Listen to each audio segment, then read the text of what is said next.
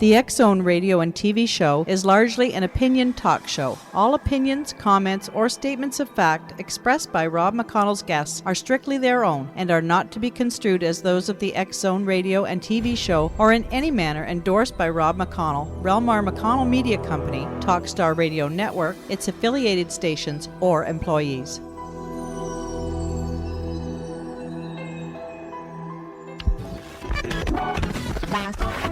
All Hit Radio.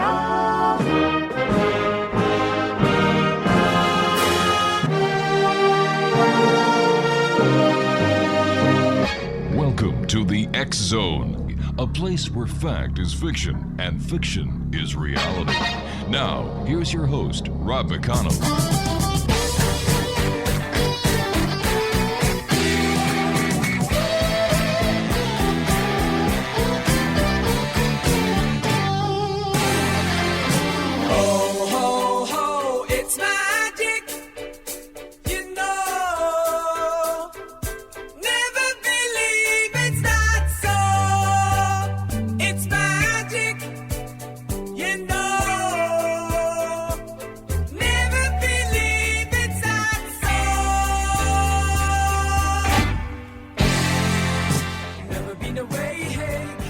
And welcome to the X-Zone, everyone. My name is Rob McConnell. We're coming to you from our studios in Hamilton, Ontario, Canada. Worldwide toll-free 1-800-610-7035. Email xzone at xzoneradiotv.com on MSN Messenger. xzoneradiotv at hotmail.com. And our website, www.xzoneradiotv.com. X-Zone Nation, my guest this hour is Mona Magick. She is in the United Kingdom. We're talking to Mona via Skype. Her website, www.monamagic.com. Now, I don't proclaim to be a psychic. I am no psychic, believe me. But I'm going to make a psychic prediction right here and now that in the next little while, the name and face of Mona Magick is going to be throughout the world of the paranormal, parapsychology, New Age, because this lady has got it all together and she has experience. She has interviewed people from all of the realms that we cover here in the X-Zone. So why don't I just bring her in? Mona Magick, welcome to the X-Zone. Hello, Rob. How are you doing? I'm doing fine. Thanks, John. Thanks very much for joining us. There's about a 6-hour difference between here and where you are in the United Kingdom. And I was just wondering if you could tell our listeners a little bit about yourself and where your interest in the paranormal comes from. Sure. Well, a little bit about myself. It goes a little beyond just what I do because I was born into what I do. I'm a seventh generation of occultists, or let's say spiritualists. And I have, let's just say, it comes from across the globe, from Asia, Africa to the Americas, and throughout Europe, and all that collective knowledge within the spirituality and the occult has been handed down to me, and I've just taken it and just gone with it.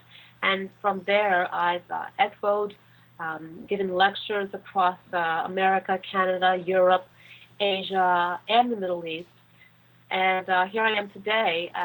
I thought to pretty much bring all this stuff forward and reinterpret it to people because of the division that I saw, the ignorance, as well as the, let's just say, the non-acceptance amongst everyone, to just bring it to the forefront. So my mission is to bring spirituality and the occult to the forefront as it is mainstream, as people accept religion and everything else that goes, in the everyday life. So people aren't ostracized, people aren't ridiculed, and it's pretty much accepted like anything else. Mona, do you find out that more and more people are opening their hearts and opening their minds to what at one time was considered to be taboo?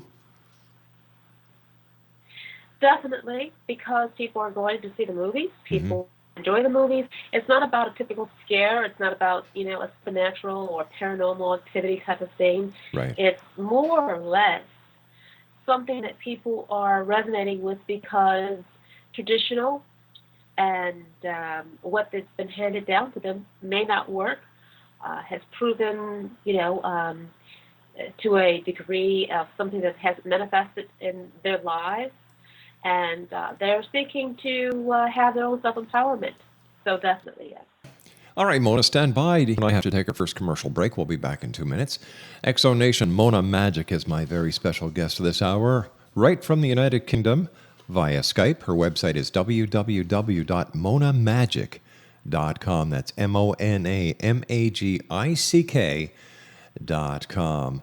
My name is Rob McConnell. This is The Exxon, a place where people dare to believe and dare to be heard, Monday through Friday from 10 p.m. Eastern until 2 a.m. Eastern on the Talkstar Radio Network, Exxon Broadcast Network, UK High Definition Radio, Simul TV, and independent affiliates and networks right around the world. Mona Magick will be my guest this hour here in the Exxon. We'll be back on the other side of this break. Don't go away.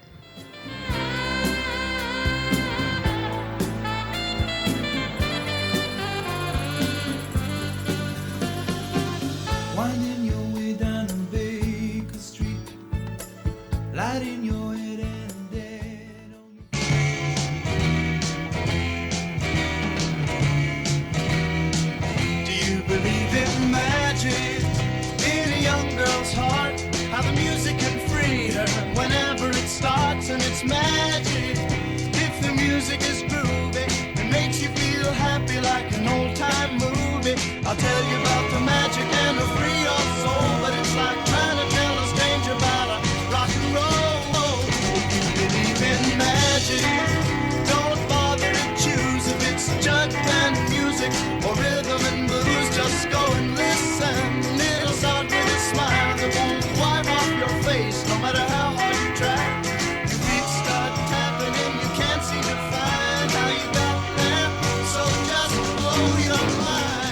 Welcome back, everyone. Mona Magick is my special guest this hour. www.monamagick.com. You can find Mona on Facebook at Mona Magick. You can find her on Twitter, Mona Magick, and on LinkedIn at Mona Magick. It's that simple. Mona, what is the difference between, or how would you explain the difference to people who are not in the know between the occult and spirituality? Well, you've got people who are really into commercial spirituality. People who, well, that's a hard question, I would say, but I'm going to explain it. First of all, the occult is the hidden. It's the secret, as you know. But the occult is actually, the word itself has actually migrated into a different meaning, because the occult typically is anything outside of the major religions, anything outside of the major, let's say, the governmental structure of control. And I would say that even, astrology is the occult. And we've gotten to a point where the occult is something that deals with really jumping over that fine line of other realms and really putting yourself in the mix of interacting with the elements, with the spirits, everything around to actually making that connection work rather than just learning about it. So the occult, let's just say the occult interaction is more so putting yourself into it, whereas spirituality is, I would say, more or less like believing and keeping at bay and really just taking in the sense of, let's just say, the ambiance of that connection. Many people see the occult as a negative. They think that when you think of the scary, the demonic, the witches, cauldrons, and all the negative stuff that you see on TV and in the movies. Sure. How real and how different is the real occult from the Hollywood occult? Well, I would actually say that if you need to make money, you have to make things imaginative. It has to be imaginative. Right. So I would say that it's very real in the sense of, if you want to make it scary, you have to fake it. You've got to, you've got sex bills. then everyone is having an orgasm. And that doesn't happen true every sex act. So whoa! What do you mean it doesn't happen? Well, I'm saying for the most part of the conversation. So what I'm saying is that in order to get money coming through, you've got to make it superficial. And with the occult, I would have to say that, yes, it is dangerous for the fact that you are venturing into areas that may not be compatible to your, let's say, carnal self and your psychological, let's say, well-being, to the point that you may not be able to accept what you receive, what you learn, just as much as you would not be able to go on a roller coaster, and you probably would have a heart attack or not have a heart attack. It depends on your physical well-being, your mental well-being. So it really is based upon the individual. But typically, the occult is based, it's considered negative because it's a lack of control, and the occult actually gives you knowledge that you can utilize, use, embrace within your own self to empower yourself to really get yourself in line to the mysteries, the elements, spirits, and the abilities to exert, what your true abilities can possibly be. What is the origin of the occult? Where did it start? I would say that honestly, I'm a firm believer that I will say that I was not around the times of BC, so I don't know. I would say that I was not way back there in the Egyptian times and the Greek times, so in the Alexandrian times, and when they actually burned the books, as they say. So I don't know. I do know that the word itself is derived from the Latin occultus, or occultus, I believe the word is. And bottom line is that it just means secret, and it means hidden. It's the knowledge that if you were trying to govern and establish a government back in, the Lee days, you pretty much didn't want people to really know anything more than you did. So it has to be regarded as something sacred and secret and forbidden. So would it be fair to say that in some respects, Mona, that the occult is a secret society? I would say no, because Okay. the thing is that they have especially the Illuminati. The Illuminati is, to me personally, a viral. It might as well just be a YouTube viral, because honestly, the bottom line is that no one man, and I'm not calling that to gender, by Sure. the way, but no one human actually has the power, or organization has the power to really orchestrate something so innovative, whereas that they can control everyone. It's about really it's really about everyone seeking that empowerment. Everyone wants to have power. It amazes me how people complain about government, and there's more people out there than there is government, but yet these people control. People are either followers or the leaders. Yeah. They're innovators, or they are people who sit back and wait for invention to be. You've got people who park your car, and you've got people who drive the car to get embarked. So, a waiter, or people who, sit there to eat. So everyone has their place, and some people wonder, why am I here, or why am I actually serving someone? I said, well, because that's where you are. So if you want to put yourself someplace, you put yourself in empowerment, and to me, that's no secret society. It's basically where you resonate and you hold true to, and you should, and you very well should. It's amazing, because I don't know how many times we've had conversations with people about the political situation in the United States, and everybody complains, and it says to me that they really don't want to be part of the solution, because they have the power. They can make the change. It's we, the people, and instead of just being armchair quarterbacks when it comes to the political arena, get out there and do something about it. If you're not happy about the way a certain member of your town council or your mayor, your prime minister, you've got the same ability to run into politics and make the changes. Get people behind you to make the changes. I think that society, in a lot of ways, Mona, is very lazy. Well, it's also afraid. It's also fear.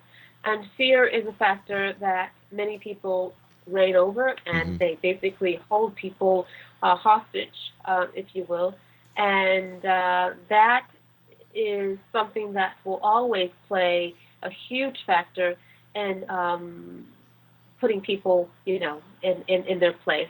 If you have people surging forward, you've got death, you've got threats, you've got uncertainty, and you have, above all, fear. And people don't want that for the little ones, for the loved ones, for their well-being, for their safety, for their security, all the things that humans actually regard as something sacred to be safe in life. So with the occult, it gives you the ability to use your mind inside out. In other words, use your inner being to actually implement that through, hopefully, your intellect. And that is the only problem with many occultists today, is that they're considered wackos, degenerates, idiots, and pretty much just, lunatics, because they have the empowerment with the spirituality. They have the empowerment with whatever, sixth or seventh or beyond sense. However, they don't use it to the intellect into today's civilization and society. If that was combined, you'd have a powerful person, and that exactly is what I want to actually search forward, the implementation of all of this, having a synergy within itself to really search a super-powered person, or let's just say society, and just show people that it's not a problem to combine your spirituality, if that comes from the occult, if it comes from your quote unquote psychic powers, right, or intellect, as long as it empowers a proper sense of who you should be as a person. It's almost as if the occult can be parallel to a religious philosophy. Well, you could say that. I mean, you look at something like Star Wars, which is the Force. I mean, you've got lots of I look at all elements of let's just say society. You look at people, the medical industry, finance. You look at spirituality. You look at the occult, and if you take away money, or let's just say the need for power, yes, control, and you give to people the power, there should not be a situation whereby a person, a couple has a child, and they have to worry about finances. Having a life should not beget the worries of finances and having to really grunt for life. You've got, animals that just basically get food and they want food. That's their basic. That's nature. Nature is not the mechanics of having to go for your taxes and then have to stand in line to get service because someone needs to really help you to get bandaged up. So it's more or less not so much an occult aspect of what I'm trying to promote or what I sure, work to promote all the time. It's about let's just say an acknowledgement and an awareness that the occult, spirituality, intellect, knowledge, all can be combined. It really should just be broken down to just a very Mona, you and I have to take our news break at the bottom of the hour, dear. We'll be right back. I love your passion. Mona Magick is my guest, monamagic.com. I'm Rob McConnell. This is The X Zone. We'll be back after the news. Don't go away.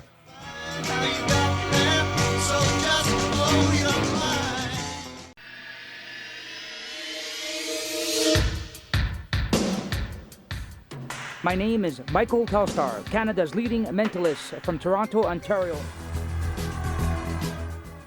Hi, my name is Splenda, and you're listening to my dad, Rob McConnell, on the X Zone. This is Psychic Dorothy from St. Catharines, and you're listening to Rob McConnell. Hello, my name is Holly Reeves, an astrologer from Astro For You, and you're listening to Canada's #1 paranormal radio show, The X Zone, with Rob McConnell. Welcome to the X Zone, a place where fact is fiction and fiction is reality. Now, here's your host, Rob McConnell.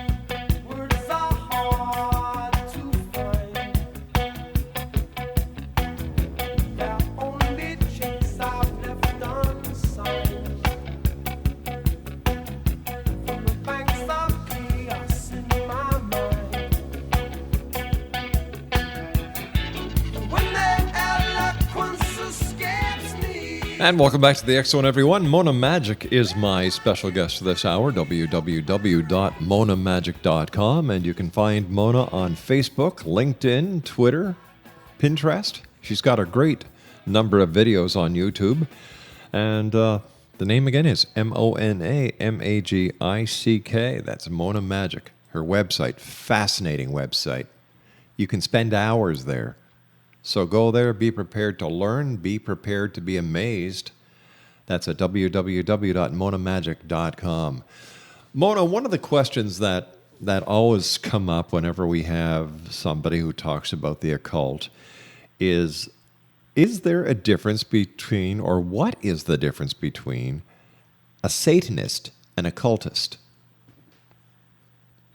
Well, number one, occult is anything, well, pretty much it's the hidden sciences. It's basically anything outside of these four, or let's say the major religions. And if you think about the hierarchy of what everything is, religion basically comes from the thought process of a human person, a person actually leading a particular sect. Namely that sect of religion. So you've got Islam, you've got Christianity, you've got Judaism, you've got, whatever, you've got Buddhism, whatever. Basically, there is a hierarchy pyramid point of some type of human.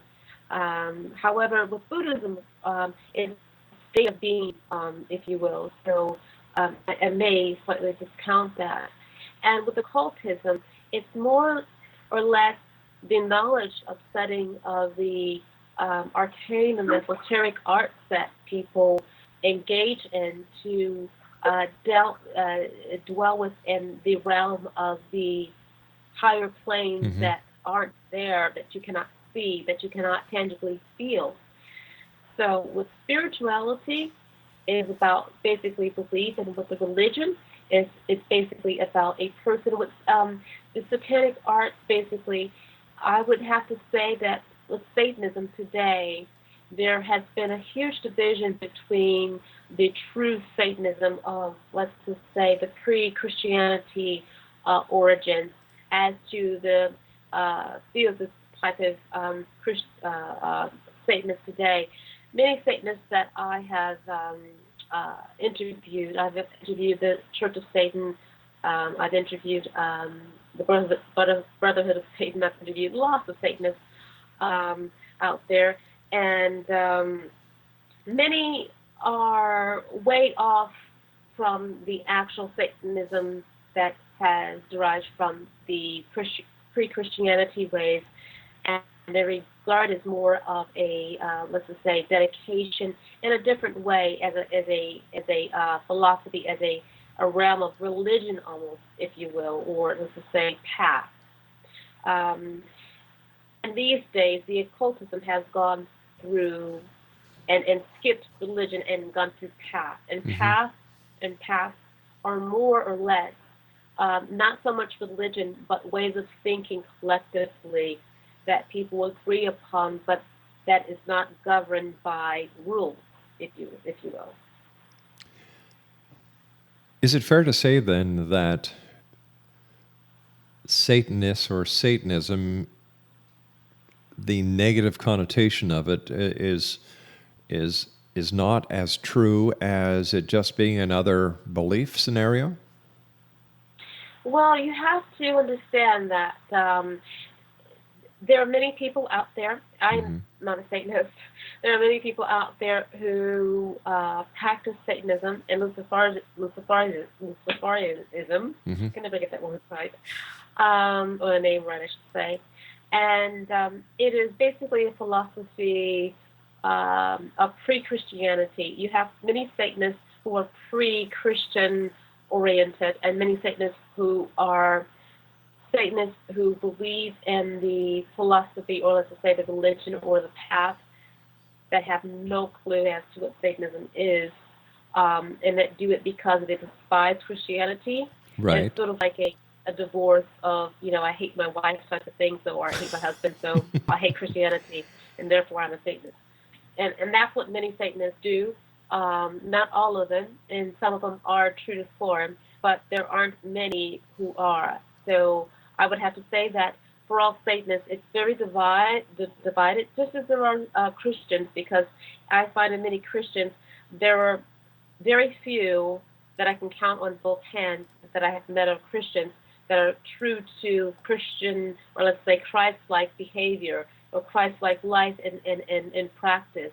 Most of them are bigots, and most of them basically will stab and kill you if you don't walk their way. So I would have to say that with Satanists, there is a divide of ignorance of people who don't know, quote unquote, what the hell Satanism is, but they figure it's Satan, so why not follow?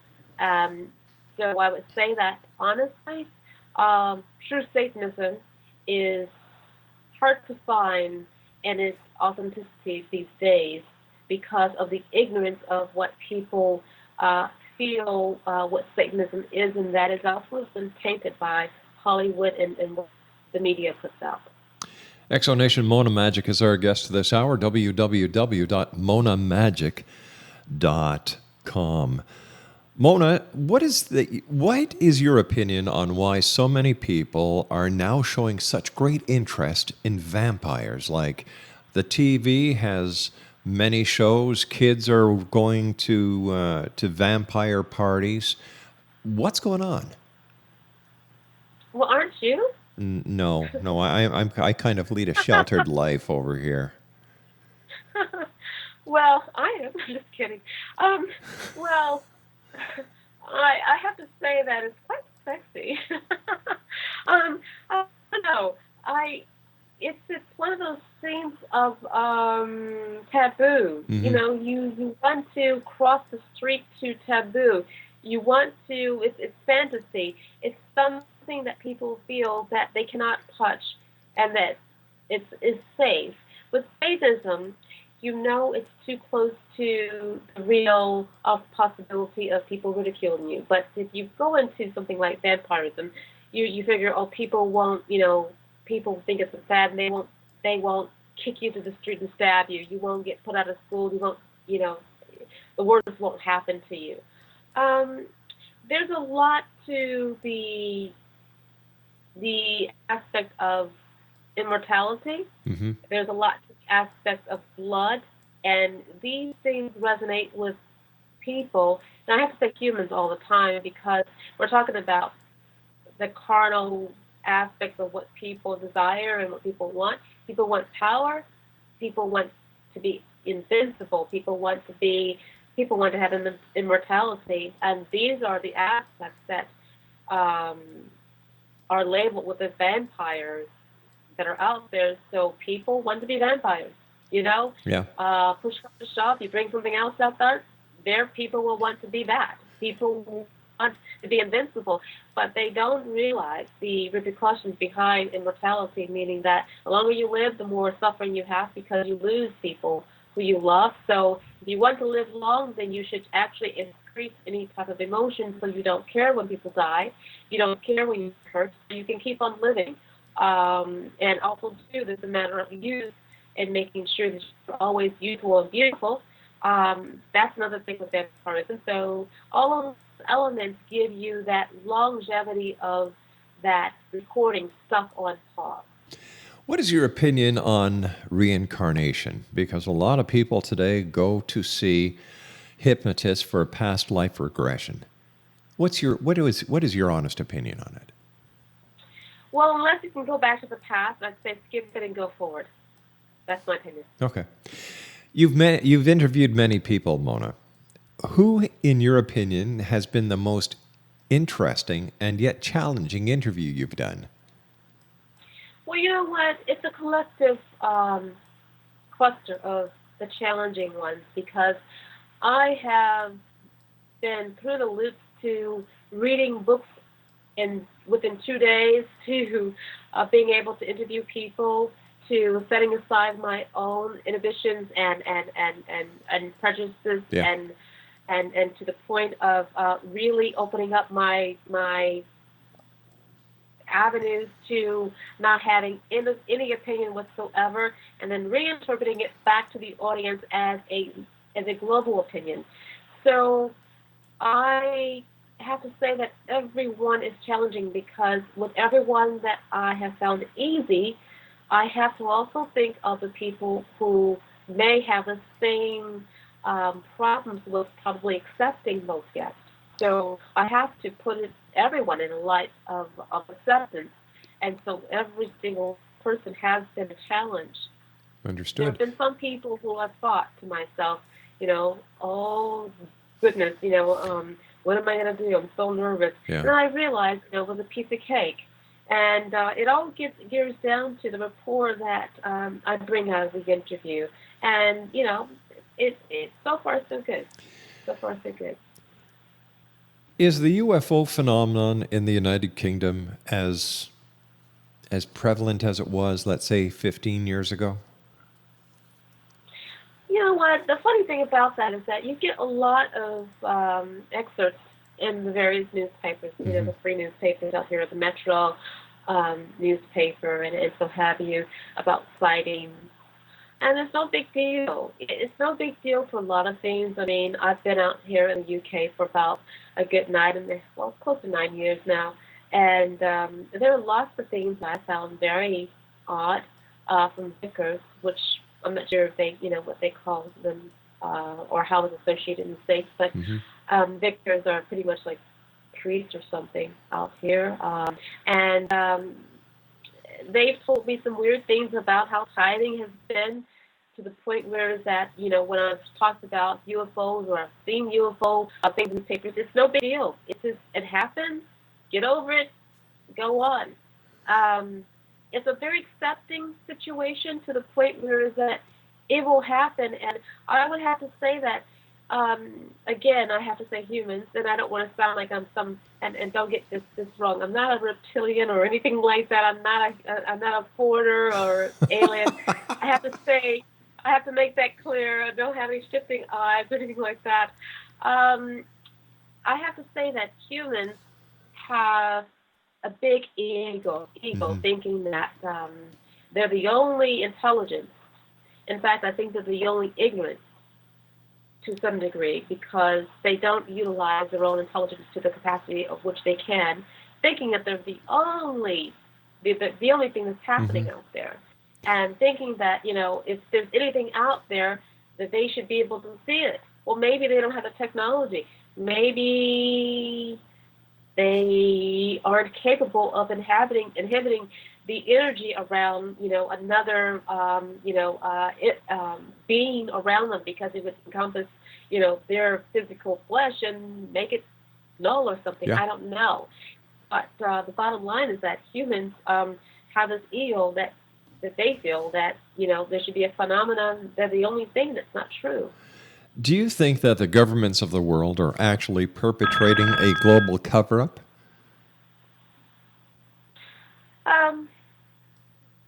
Well, I have to say that not everyone in government knows. Well, let's just say this much.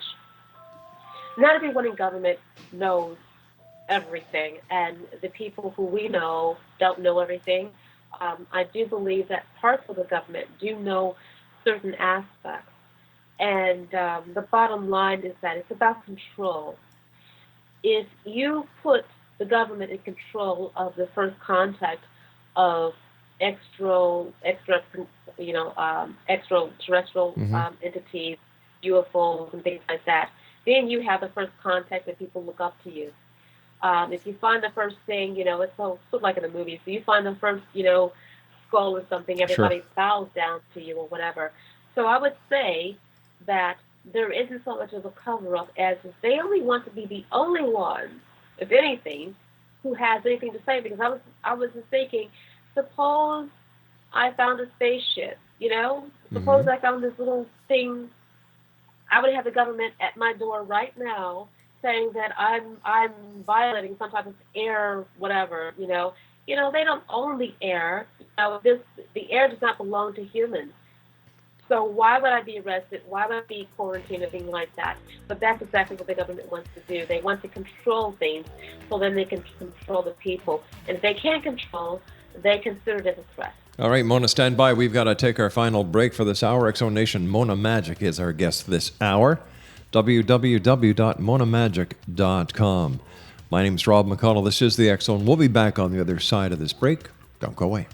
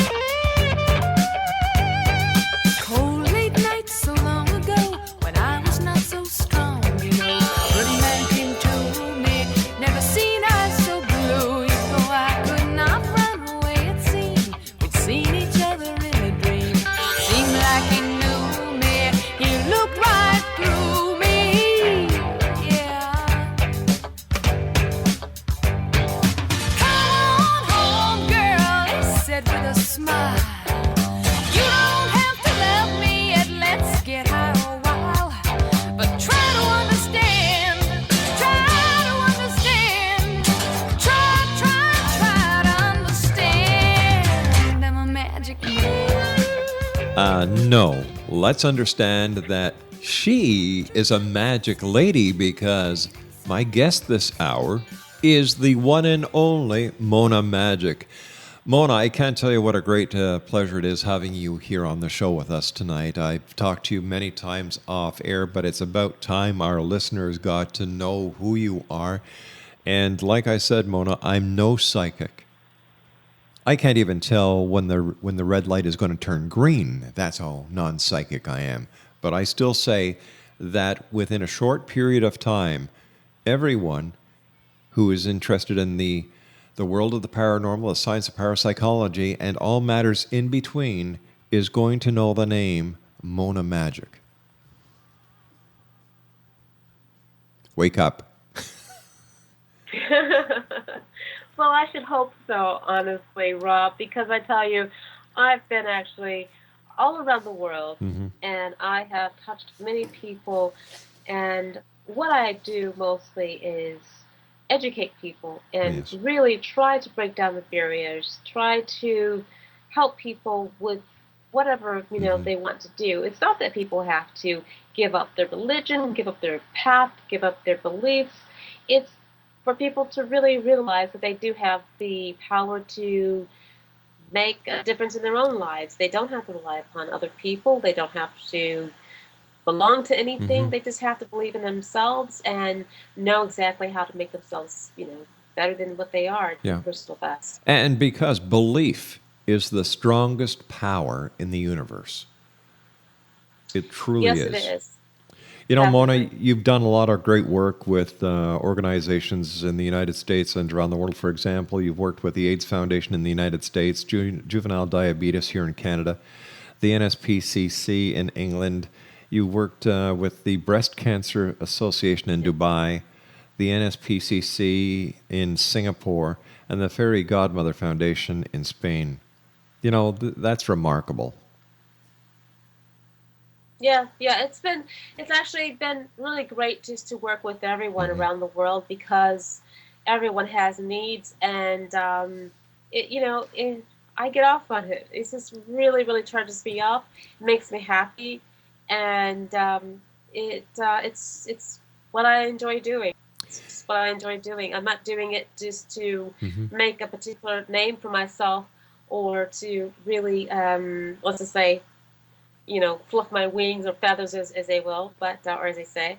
But it's just something I just enjoy doing. Hey, we have to say so long for tonight, but you're going to be back here in the X Zone in the near future. That's another psychic prediction.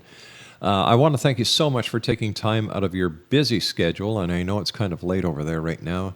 So until next time we meet here in the X Zone, my friend, take care of yourself, keep up the great work, and it's always a pleasure talking to you. Likewise, Rob. Thanks for having me on. And, my prediction is that you will have loads of great guests who will give out so much information that will get back to everyone to populate the demand on your show. So good luck to you as well. Thanks very much, Mona. Exonation Mona Magick, www.monamagic.com. I'll be back on the other side of this commercial break with the news at 6.5 minutes past the top of the hour as the X Zone continues from our broadcast center in Hamilton, Ontario, Canada. Don't go away now.